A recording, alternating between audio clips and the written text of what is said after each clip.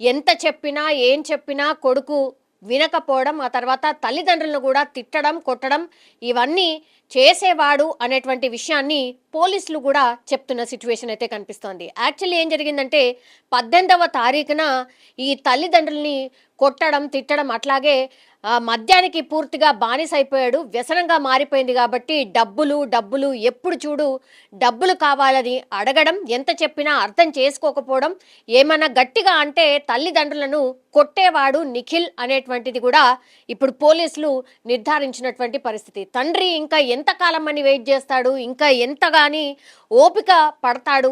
So ఆయన వల్ల కూడా కాక మొన్న 18వ తారీఖున ఆయనను ఒక దొడ్డు కర్రతోని కొడుకుని నిఖిల్ని తలపైన కొట్టడం జరిగింది. తీవ్రంగా గాయపడినటువంటి నిఖిల్ని అగైన్ తల్లిదండ్రులే హాస్పిటల్కి తీసుకెళ్లి జాయిన్ చేసి కుట్లు అన్ని వేసిన తర్వాత మళ్ళీ ఇంటికి తీసుకొచ్చిన పరిస్థితి. 19వ తారీఖున అంటే మళ్ళా నెక్స్ట్ డేనే ఇట్లాగే మద్యానికి బానిసైపోయాడు పూర్తిగా కాబట్టి నిఖిల్ మళ్ళీ తల్లిదండ్రులను వేధించడం స్టార్ట్ చేశాడు. నాకు డబ్బులు కావాలి అనేటువంటిది. ఇంకా లాభం లేదనుకున్నాడు ఏంటో, ఇంకా నిస్సహాయ స్థితిలో ఆ తండ్రి ఏం చేయలేని పరిస్థితుల్లో భాస్కర్ మరో రాడ్తోని నిఖిల్ ఆల్రెడీ గాయాలపైనటువంటి నిఖిల్ని మళ్ళీ రాడ్తోని కొట్టి పూర్తిగా చంపేసినటువంటి పరిస్థితి అయితే కనిపిస్తోంది. సో ఇది నిజంగా